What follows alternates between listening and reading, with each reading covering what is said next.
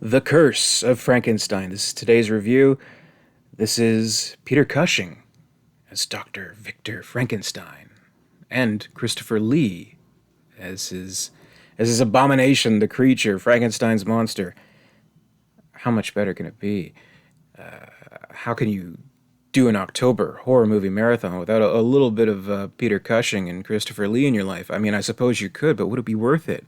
And of course, Terence Fisher, who the whole gang was brought together with the horror of Dracula, the '58 film, which I've always been familiar with. This one, not so much. So this was actually this month was my first time watching this film. Got to say, I was pretty impressed, and I guess a lot of firsts with this one, if I'm not mistaken. This is the first Hammer horror film throughout a long legacy of Hammer horror films. This was the first time we had kind of color version of Dracula in cinema of Frankenstein in theaters, and this is kind of the first of kind of a new wave of horror being widely accepted with audiences after kind of like a little bit of a lull in let's say the late '40s, early '50s or so. So this is praised as being the savior of the genre. So kind of respect where it's due. But of course, it all kind of goes back to the original Mary Shelley novel, for which I mean, this definitely has some difference. I read the novel in high school. This has been a very long time since I've read the actual source material, and since then, watched a million different adaptations. This one approaches it a little bit differently. We have an interesting framing device this time around. We open with Frankenstein locked up. We don't quite know why, but he's telling his story. He's reflecting all the way back from his studenthood to his scientific medical obsessions with creating life, and all the themes of Frankenstein that we hold dear and recognize as being as impactful as it is. But one thing this does a little bit differently in showing kind of his origins a little bit. We have a character that I'm 99% sure isn't in the original text, of Paul Krempe, who's played by Robert Urquhart in this film, if I'm pronouncing that right. Kind of in lieu of, like, say, I don't know, whoever that guy on the boat was in the book. See, I don't know, but or maybe in lieu of Igor, from what we recognize so sentimentally from the Universal films, right?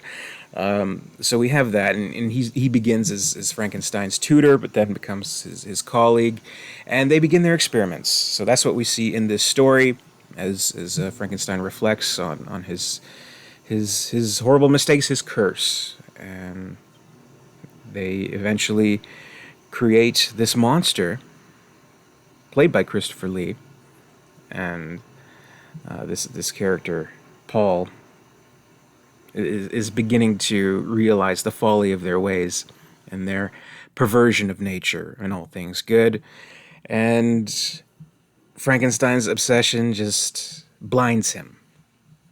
And he wants to preserve this creation despite it being clearly, right, a terrible mistake.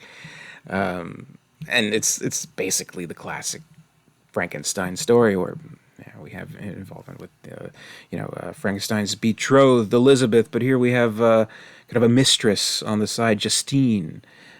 Elizabeth is Hazel Court, and Justine is Valerie Gaunt. So we have a little bit of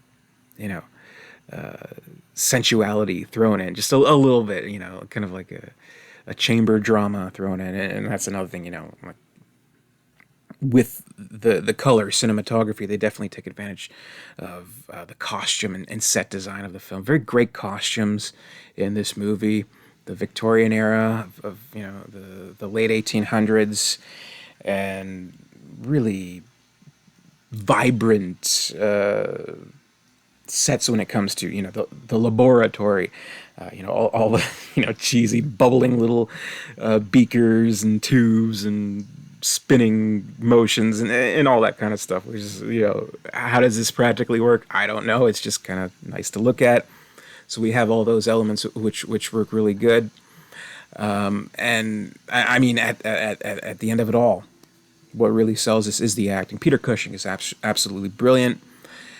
Christopher Lee, I mean, of course, a legend. But here, he's able to deliver this extraordinary performance as the creature, without a single word uttered. Not even like say Karloff was able to, friend, stuff like that. Nothing is uttered from him, and then certainly not like the '90s De Niro, where he's like, I'm a monster, oh my god, stuff like that.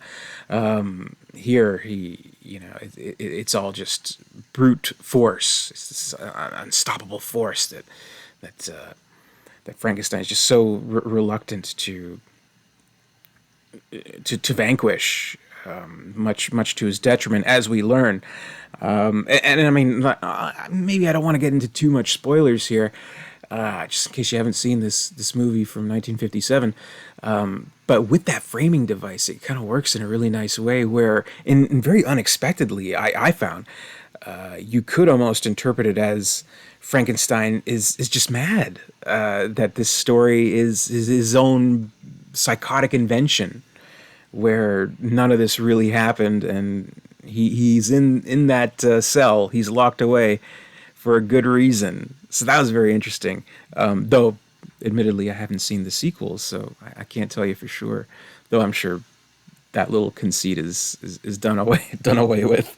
But at least for this film as a standalone, as its own entity, you can kind of make that interpretation. Which I don't know. You don't always get out of these Frankenstein films. So I thought that was just like an added little bit of flavor to an already exquisite production. So I really enjoyed this. Highly recommend it. Definitely check it out if you can. Terence Fisher's The Curse of Frankenstein. That's today's review. Thank you very much for watching. We're doing 31 Days of Horror here on the channel. Horror movie reviews all throughout October. Be sure to comment, rate, subscribe, all that good stuff. Stay tuned for more. And until next time, stay scared.